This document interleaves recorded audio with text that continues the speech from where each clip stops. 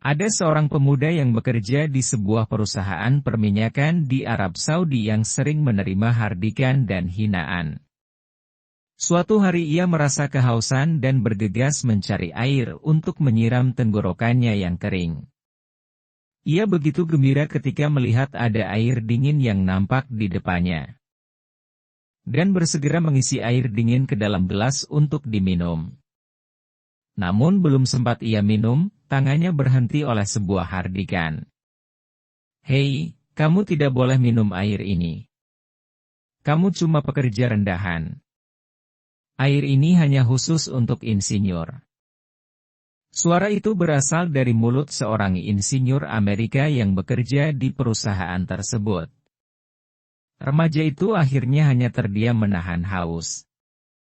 Ia tahu ia hanya anak miskin lulusan sekolah dasar. Kalaupun ada pendidikan yang dibanggakan, ia lulusan lembaga tahfidz Al-Quran.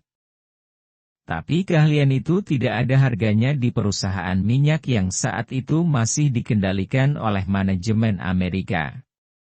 Hardikan itu selalu terngiang di kepalanya. Ia lalu bertanya-tanya, kenapa ini terjadi padaku? Kenapa segelas air saja dilarang untukku? Apakah karena aku pekerja rendahan? Sedangkan mereka insinyur? Apakah kalau aku jadi insinyur aku bisa minum?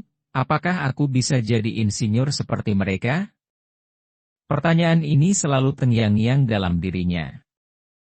Kejadian ini akhirnya menjadi momentum baginya untuk membangkitkan dendam positif.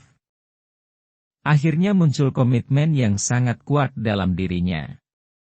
Remaja miskin itu lalu bekerja keras siang hari dan melanjutkan sekolah malam hari. Hampir setiap hari ia kurang tidur untuk mengejar ketertinggalannya. Tidak jarang olok-olokan dari teman pun diterimanya. Buah kerja kerasnya menggapai hasil. Ia akhirnya bisa lulus SMA. Kerja kerasnya membuat perusahaan memberi kesempatan padanya untuk mendalami ilmu. Ia dikirim ke Amerika mengambil kuliah S1 bidang teknik dan master bidang geologi. Pemuda ini lulus dengan hasil memuaskan. Selanjutnya ia pulang ke negerinya dan bekerja sebagai insinyur. Kini ia sudah menaklukkan dendamnya, kembali sebagai insinyur dan bisa minum air yang dulu dilarang baginya. Namun tidak hanya sampai di situ, karirnya melesat terus. Ia sudah terlatih bekerja keras dan mengejar ketertinggalan.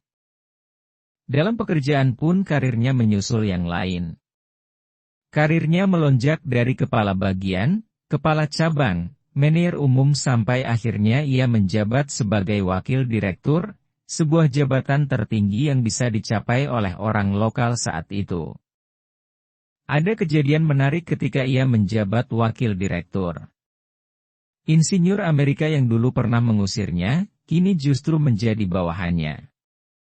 Suatu hari insinyur bule ini datang menghadap karena ingin minta izin libur dan berkata, "Aku ingin mengajukan izin liburan. Aku berharap Anda tidak mengaitkan kejadian air di masa lalu dengan pekerjaan resmi ini. Aku berharap Anda tidak membalas dendam atas kekasaran dan keburukan perilakuku di masa lalu." Apa jawab sang wakil direktur mantan pekerja rendahan ini? "Aku ingin berterima kasih padamu dari lubuk hatiku yang paling dalam, karena kamu melarang aku minum saat itu, ya dulu aku benci padamu. Tapi dengan izin dan kuasa Allah, kamulah yang menjadi sebab kesuksesanku. Hingga aku meraih sukses ini. Kini dendam positif lainnya sudah tertaklukkan." Lalu apakah ceritanya sampai di sini? Tidak. Akhirnya mantan pegawai rendahan ini menempati jabatan tertinggi di perusahaan tersebut. Ia menjadi presiden direktur pertama yang berasal dari bangsa Arab. Tahukah Anda apa perusahaan yang dipimpinnya? Perusahaan itu adalah Aramco, Arabian American Oil Company, perusahaan minyak terbesar di dunia. Di tangannya perusahaan ini semakin membesar dan kepemilikan Arab Saudi semakin dominan.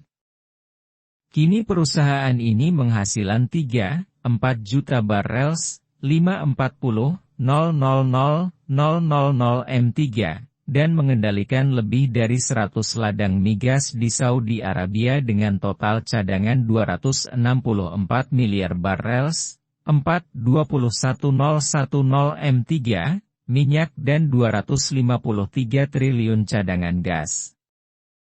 Atas prestasinya ia ditunjuk Raja Arab Saudi untuk menjabat sebagai Menteri Perminyakan dan Mineral yang mempunyai pengaruh sangat besar terhadap dunia.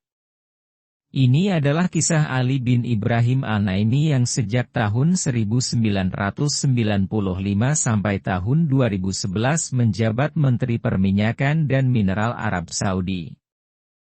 Tak pernah terbayangkan, hanya dengan mengembangkan hinaan menjadi dendam positif, isu air segelas di masa lalu membentuknya menjadi salah seorang penguasa minyak yang paling berpengaruh di seluruh dunia. Itulah kekuatan dendam positif. Kita tidak bisa mengatur bagaimana orang lain berperilaku terhadap kita. Kita tidak pernah tahu bagaimana keadaan akan menimpa kita. Tapi kita sepenuhnya punya kendali, bagaimana menyikapinya dengan baik. Bagaimana kita bisa berusaha membalas keburukan dengan kebaikan. Karena semua yang kita lakukan pada akhirnya akan kembali kepada diri kita sendiri. Terkadang sikap buruk orang lain adalah sebagai ujian dan sarana untuk meningkatkan keimanan dan ketakwaan kita.